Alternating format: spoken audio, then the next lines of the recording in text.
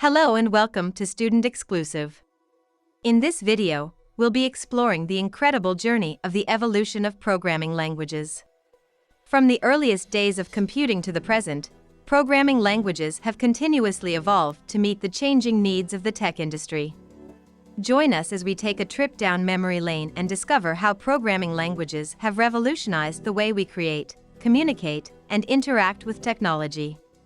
The history of programming languages dates back to the late 1800s, when Ada Lovelace wrote the first computer program for Charles Babbage's analytical engine.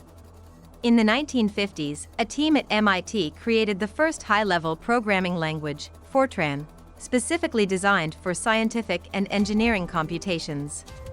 In the 1960s, Cobalt was introduced, primarily used for business applications, while BASIC became popular as a beginner-friendly language for personal computers. The 1970s saw the creation of the C programming language, which would later become the foundation for Unix operating system and other popular software. In the 1980s, Pascal and C++ were introduced, with C++ incorporating object-oriented programming concepts. The 1990s saw the rise of Java, a language specifically designed for networked computing, and its popularity has continued to grow with the rise of the Internet.